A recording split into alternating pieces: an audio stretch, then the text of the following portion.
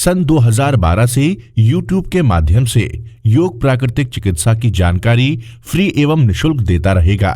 चेतना आरोग्य संस्थान सन 2012 से योगा रमेश ब्रजारनिया YouTube चैनल के माध्यम से सभी रोग बीमारियों को योग प्राकृतिक चिकित्सा आयुर्वेदिक चिकित्सा से सही करने की जानकारी देता रहेगा। लेकिन आपका प्यार, प्रेम, स्नेह, आशीर्वाद हमेशा बनाए रखें।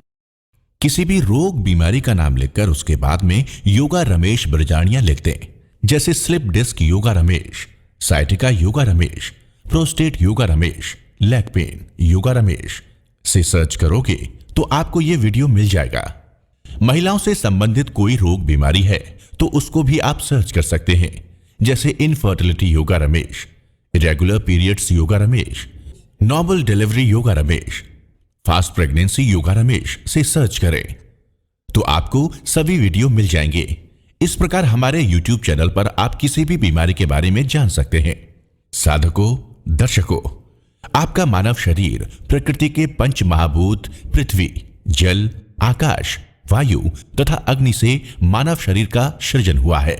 प्राकृतिक चिकित्सा, आयुर्वेद तथा योग शरीर को स्वस्थ एवं दीर्घजीवी बनाने के लिए रोग प्रतिरक्षात्मक प्रणाली, जीवन शक्ति को शौर्यशाली, शक्तिमान एवं साहसी बनाने पर बल देती है, ताकि प्रत्येक कोशिका रोगाणुओं से लड़ने में सक्षम हो सके।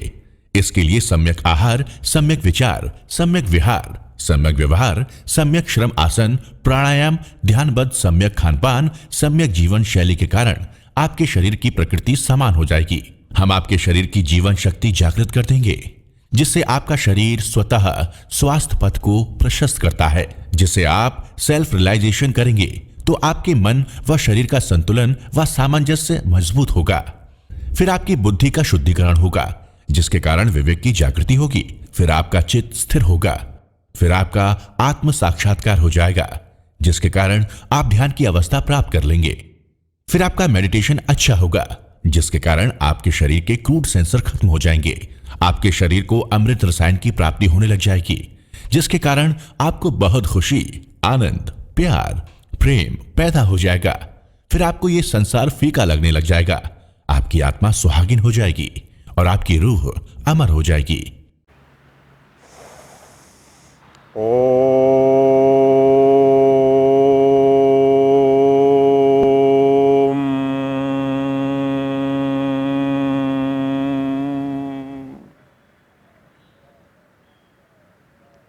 नमस्कार, जय हिंद, जय भारत। मैं योगा रमेश ब्रजारनिया मेरे सोशल मीडिया के सभी साधकों और दर्शकों का तहे दिल से प्यार, प्रेम, स्नेह से आपका हार्दिक अभिनंदन करता हूँ।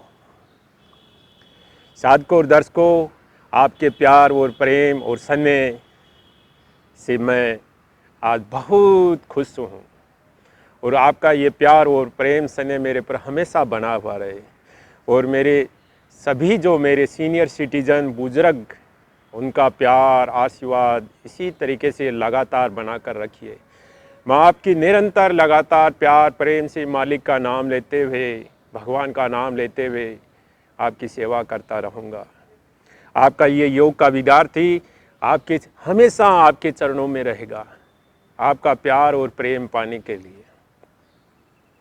साधकों और दर्शकों, आज इस वीडियो में हम आपको बताएंगे कि जब आपका मन अशांत हो, जबकि आपके विचारों में इतनी तीव्रता आ जाए, इतनी स्पीड आ जाए कि विचारों को रोकने के लिए आपके पास कोई साधन नहीं है कि विचारों को कैसे कंट्रोल करें, विचारों की गति को कैसे धीमा करें, विचारों की स्पीड को कैसे कंट्रोल करें, इसके लिए आप क्या करें।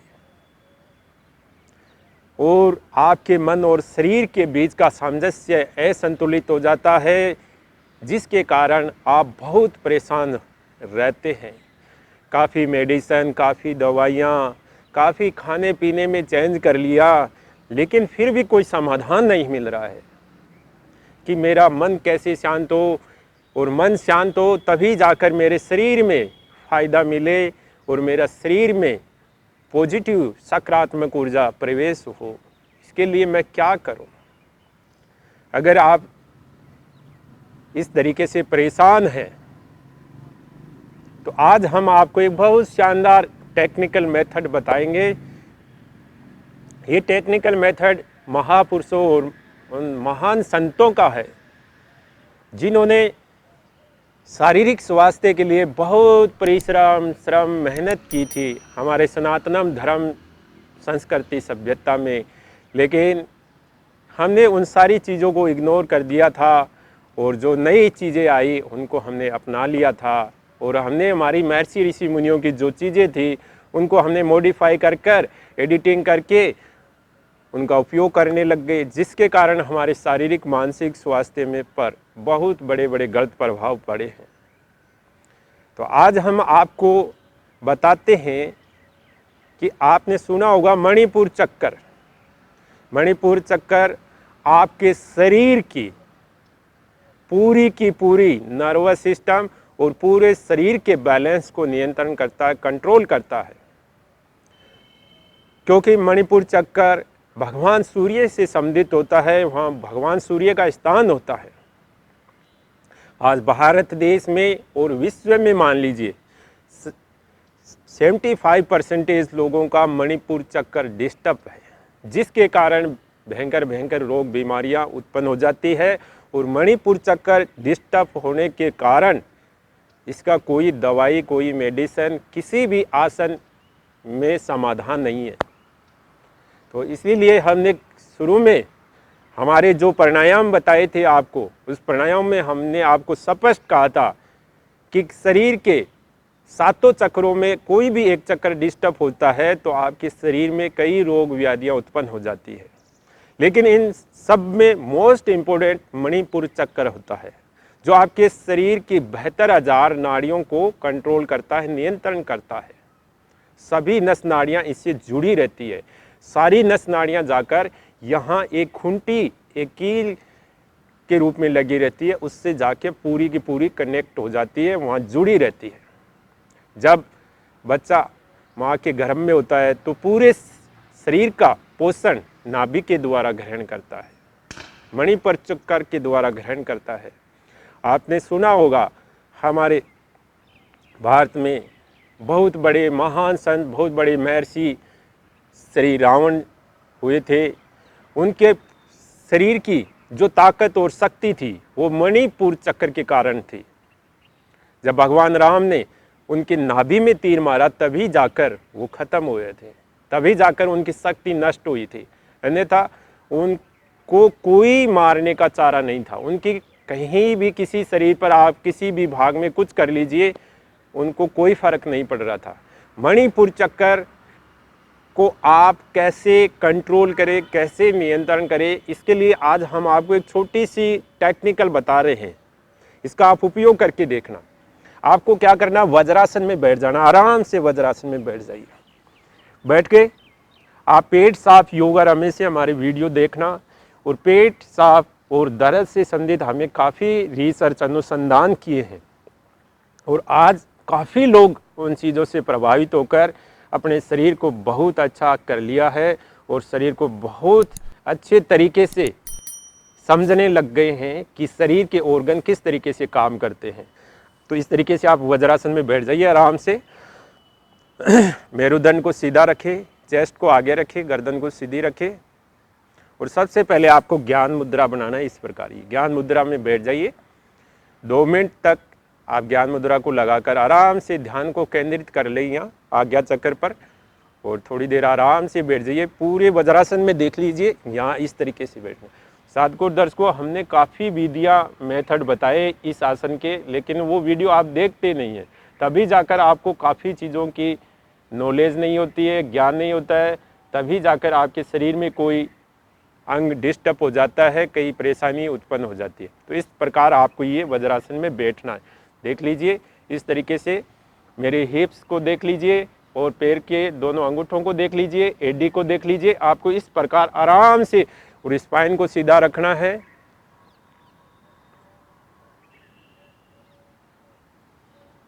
इस तरीके से आपको वज्रासन में ज्ञान मुद्रा को लगाते हुए 2 मिनट तक बैठना है। पहला काम ये करना।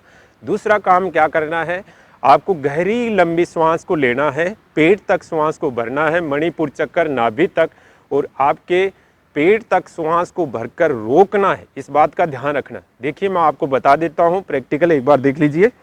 जैसे ये मेरी नाभि है और मैंने गहरी लंबी श्वास लेनी है, तो ये श्वास ले ली कपालभाति की तरह, और आपका पेट बाहर आ गया, नाभि बाहर आ गई, और श्वास को यहाँ मणिपुर चक्कर इस पर होल्ड करना है।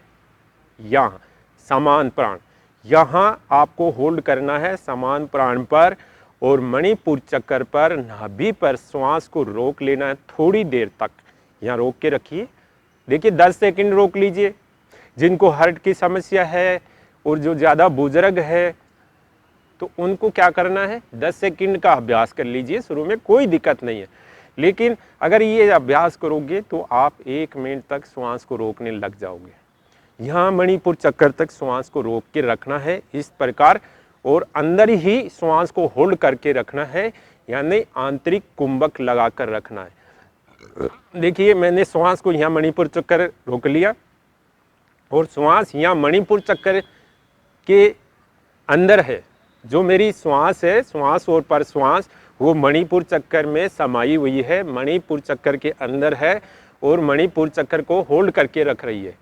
थोड़ा इसी श्वास के साथ अगर आप मणिपुर चक्कर को इस तरीके से जागृत करेंगे तो आपका जो शरीर और मन के अंदर जो सामंजस्य चल रहा है ना, वो धीरे धीरे संतुलित होने लग जाएगा, जिससे आपका स्ट्रेस, तनाव, एंजाइटी और विचारों का तेज चलना और मन का चिड़चिड़ापन, ये काफ़ी चीज़ें आपकी सही हो जाएगी, क्योंकि ये चीज़ें पेट से जुड़ी हुई रहती है। पहले पेट का आप ध्यान नहीं रखते हैं, लापरवाह करते हैं, अनुशासनहीनता करते हैं, फिर धीरे धीरे उस पेट का फिर दिमाग पर असर आता है, और दिमाग पर असर आती है, फिर आपके हाथ में कोई चीज़ नहीं रहती है। न तो उसका कोई समाधान मेडिसिन में है, न उसका समाधान आसन में है, उसका समाधान प्राणायाम में है। लेकिन आपको प्राणायाम किस तरीके से करना है हमने बहुत अच्छे तरीके से एक्सप्लेन करके बता रखे हैं। बेस्ट प्राणायाम योगा रमेश। हमने 3 प्राणायाम ऐसे बताया जो निरोगी रोगी कर सकता है, तो उसके शरीर में बहुत फायदे मिलेंगे। इस तरीके से आपको होल्ड करके रखना है, फिर श्वास को धीरे से छोड़ देना है। ऐसे पेट को अंदर करना, पूरे पेट को खाली कर देना है और श्वास को बाहर छोड़ देना है। तो इस तरीके से आपको शुरू में अभ्यास करना है। मैं एक बार आपको प्रैक्टिकल करके दिखा देता हूँ साधु को। देखिए मैंने श्वास को अंदर लिया, मणिपुर चक्कर के अंदर श्वास को रोक लिया है, और नाभि बाहर की तरफ निकल गया है, और यहाँ होल्ड करके रखना। और इसमें आपको क्या मुद्रा लगानी है, अपान मुद्रा। इस बात का ध्यान रखें, ये अपान मुद्रा। और फिर आपको लगानी है समान मुद्रा, ये समान मुद्रा, अपान मुद्रा, समान मुद्रा, ये लगानी है। समान मुद्रा मैंने लगा रखी है, घुटनों पर टिका दिया है, और श्वास को अंदर रोक के रखा है मणिपुर चक्कर नाभि के अंदर। 30 सेकेंड तक रोक के रखे, 1 मिनट तक रोकने का अभ्यास करें, फिर श्वास को धीरे धीरे बाहर छोड़ दे, पूरे पेट को खाली कर दे, श्वास को बाहर पूरा निकाल दे धीरे धीरे प्यार से। फिर वापस करें।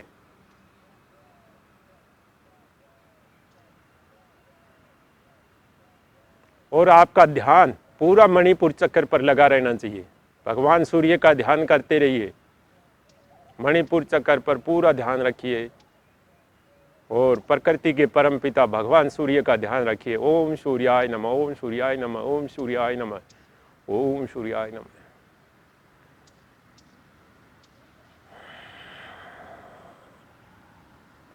इस तरीके से ये आपको ब्रीथिंग करना है। और इसके बाद में आपको क्या करना है, आपको बालासन करना है। देखिए ये छोटा बच्चा होता है ना माँ के गर्भ में, तो इस बालासन में रहता है, और माँ के गर्भ में पेट के अंदर बच्चा बालासन में रहते हुए पूरे 9 महीने तक भोजन का पोषण करता है, और अपने पूरे शरीर का जो सिस्टम है वो सही रखता है। तो आपको इस छोटे बच्चे के जो माँ के गर्भ में होता है उस आसन की स्थिति में आ जाना है। कैसे आना है एक बार देख ले। दोनों हाथों को इस तरीके से रखें, गहरी लंबी सांस लें और फिर धीरे धीरे आगे की तरफ अपनी ललाट को जमीन पर स्पर्श करा दे। दोनों हाथों की स्थिति इस प्रकार रखें, बालासन की स्थिति में, हथेलियों का रुख आसमान की तरफ।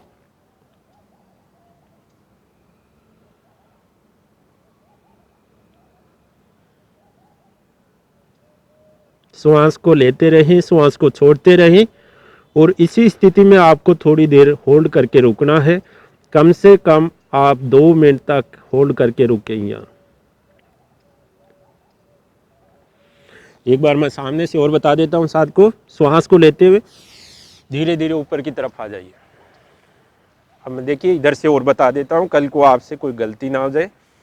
इस तरीके से आपको सीधा बैठना है, वज्रासन में गहरी लंबी श्वास को लेना है, फिर श्वास को छोड़ते हुए आगे की तरफ अपने ललाट को जमीन पर स्पर्श करवा देना है। इस तरीके से देख लीजिए, ये दो घुटने कहाँ है और चेस्ट देखो इस तरीके से आपको टिकाना है और ललाट को इस तरीके से आगे स्पर्श करवा देना है जमीन पर। और दोनों हाथों की स्थिति इस प्रकार रहनी चाहिए, हथेली का रुख आसमान की तरफ रखना चाहिए और श्वास को धीरे धीरे आप मणिपुर चक्कर, अपान यानी गुद्दा द्वार तक श्वास को महसूस करते रहना है और धीरे धीरे श्वास को छोड़ते रहना है। इस बात का जरूर ध्यान रखें। श्वास को गहरा लंबा लिया और ऐसे महसूस करना है, सातों चक्रों में नीचे के चक्कर, मूलाधार चक्र तक श्वास को महसूस करना है और सहस्त्राधार चक्र तक श्वास को स्पर्श करवाना है। फिर दोनों नोजल से श्वास को बाहर छोड़ देना है।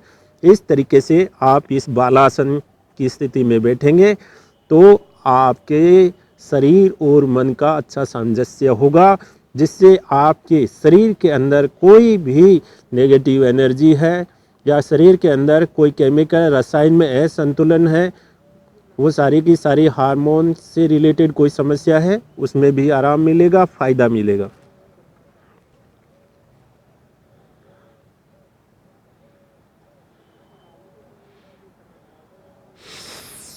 फिर श्वास को लेते हुए धीरे धीरे ऊपर की तरफ आ जाइए। फिर ज्ञान मुद्रा को लगाकर थोड़ी देर बैठिए।